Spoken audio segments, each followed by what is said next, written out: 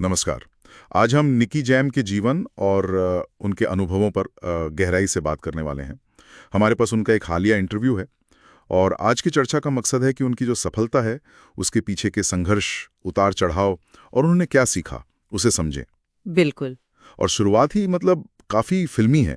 सोचिए 11-12 साल का लड़का सुपरमार्केट में किराने का सामान पैक कर रहा है और वहीं फ्री स्टाइलिंग करते हुए किसी ने उसे खोज लिया। हाँ, ये कहानी सच में अनोखी है और ये भी दिखाता है कि मौके कहीं भी मिल सकते हैं। सही कहा। वो मैनेजर उन्हें गैरकानूनी रूप से काम करने दे रहा था और वो बस सिगरेट और घर के सामान के पैसे कमाने के लिए किराने के थैलों पर रैप कर रहे थे। और फिर अगले ही दिन एक रिकॉर्ड कॉन्ट्रैक्ट, जिसे उन्होंने, जैसा वो कहते हैं, बिना ठीक से समझे साइन कर लिया। कोई गाइड करने वाला नहीं था। हाँ, 12 साल की उम्र में। एल्बम तो नहीं चला, उन्होंने खुद माना। मतलब 12 साल की उम्र में स्पेनिश भी ठीक से नहीं आती थी, तो कितनी ही रचनात्मकता होगी। पर इसने उन्हें मिक्स टेप्स की दुनिया में जरूर पहुंचा दिया, जहां डैडी यंकी जैसे बड़े नाम पहले से थे। हाँ, रेगेटन के स्टार। तो ये शुरुआती संघर्ष और वो कच्ची प्रतिभा, वो बाद में उनके अंदर जो लचीलापन आया ना, उसकी नींव बनी। और वो लचीलापन बहुत जरूरी था क्योंकि उनका बचपन बिल्कुल आसान नहीं था। अपनी माँ को नशे और वेश्यावृत्ति से जूझते देखना बहुत मुश्किल। हाँ, और उन्होंने कहा कि उनके माहौल में ये सब इतना आम था कि उन्हें सामान्य सा लगता था। ये बात चौंकाने वाली है। हाँ, उन्होंने इसकी तुलना सैनिकों के पीटीएसडी से की कि हुड में लगातार ऐसी चीजें देखना भी एक तरह का ट्रॉमा है जिसके निशान रह जाते हैं। बिल्कुल। और ये बचपन का ट्रॉमा, ये सफलता मिलने के बाद भी पीछा नहीं छोड़ता कई बार। अच्छा। हाँ, एक किस्सा उन्होंने बताया जो बहुत असरदार है। जब उन्हें पहली बार एहसास हुआ कि उनका सामान्य असल में सामान्य नहीं था। कौन सा किस्सा? वो अपने दोस्त बिली जेनेटी, उनके घर रुके थे। रात को बिस्तर गीला कर दिया और डर गए कि अब पिटाई होगी। लेकिन बिली की माँ ने बहुत प्यार से संभाला।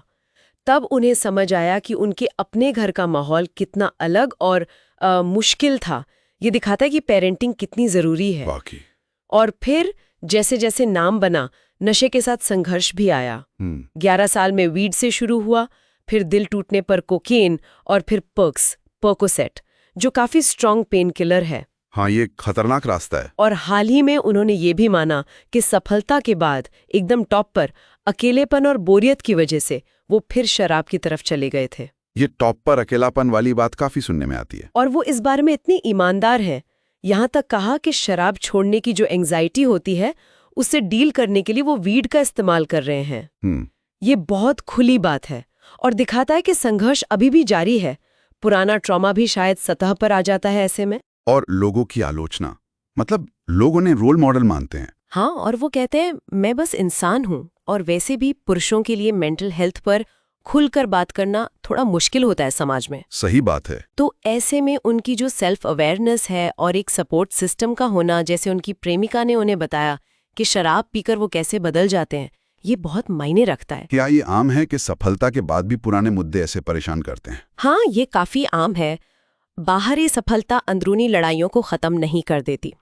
कई बार तो प्रेशर, अकेलापन, पुरानी असुरक्षाएं, ये सब मिलकर चीजों को और मुश्किल बना देते हैं। समझ गया। इसीलिए सपोर्ट और खुद को समझना बहुत जरूरी हो जाता है। लेकिन उनकी कहानी सिर्फ संघर्ष की नहीं है, वापसी की भी है, एकदम फीनिक्स की तरह। बिल्कुल। सब कुछ खो देने के बाद, यहाँ तक कि जेल जाने के बाद, वो अपने सबसे बुरे दौर में कोलंबिया गए। हाँ, कोलंबिया वाला चैप्टर बहुत अहम है। वहाँ एक शो में उन्हें बिल्कुल आखिर में परफॉर्म करने का मौका मिला। उनकी हालत ठीक नहीं थी, पर फैंस का जो प्यार मिला वो कमाल था। सही कहा। कोलंबिया उनके लिए एक तरह का शक्ति स्थल बन गया। हाँ। वहाँ के लोगों ने उन पर भरोसा दिखाया। उस प्यार और भरोसे ने न सिर्फ उनका आत्मविश्वास लौटाया, बल्कि उनके करियर को एक नई जिंदगी दे दी। हाँ, वो कहते हैं कोलंबिया ने उन्हें तब अपनाया जब किसी और ने नहीं। बिल्कुल। और इसीलिए वो उस देश के लिए इतनी वफादारी महसूस करते हैं। ये दिखाता है कि माहौल कितना बड़ा फर्क डाल सकता है। सही। और माहौल के साथ साथ माफी का भी उनकी जिंदगी में बहुत बड़ा रोल रहा है। हाँ, ये भी एक जरूरी पहलू है। अपनी माँ को माफ करना, उनके अतीत को समझने के बाद डैडी यांकी के साथ सुलह करना। उनका मानना है कि माफी दूसरों के लिए नहीं, अपने सुकून के लिए जरूरी है, खुद के लिए। ये नजरिया बहुत मैच्योर है और व्यक्तिगत विकास के लिए जरूरी भी। हाँ। मन में कड़वाहट रखने से बेहतर है माफ करके आगे बढ़ना। यहाँ तक कि एक दोस्त जिससे 4 साल बात नहीं हुई थी, उससे भी सुलह कर ली। उनकी ये सेल्फ अवेयरनेस यहाँ भी दिखती है। वो अपनी कमियां मानते हैं, पर इस बात पर गर्व करते हैं कि इतनी मुश्किलों के बावजूद वो एक मददगार इंसान बने रहे, जिसने हमेशा अपने लोगों का साथ दिया। तो कुल मिलाकर देखें तो निकी जैम का सफर बहुत ज्यादा मुश्किल हालात और ट्रॉमा से निकलकर ग्लोबल स्टारडम तक पहुंचने का है। बिल्कुल। लेकिन ये भी दिखाता है कि अंदर की लड़ाई वो शोहरत के बाद भी जारी रह सकती है। सही। ये कहानी है लचीलेपन की, सही माहौल की ताकत की और माफी की अहमियत की। और ये हम एक बहुत दिलचस्प सवाल पर लाकर छोड़ता है ना, कि हमारा परिवेश, हमारा माहौल सामान्य की हमारी सोच को किस हद तक बनाता है। सोचने वाली बात है। और उस माहौल से बाहर निकलना, चाहे वो बचपन का घर हो या कोई देश, ये हमें खुद को फिर से समझने और शायद हील करने में कैसे मदद कर सकता है, भले ही कुछ निशान हमेशा रह जाएं। जैसे उनके अपने बचपन और बिली के बचपन का फर्क। हाँ, या फिर प्यूर्टो रिको के संघर्ष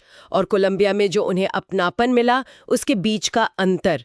ये दिखाता है कि बदलाव और रिकवरी संभव है, पर अतीत का असर रहता है।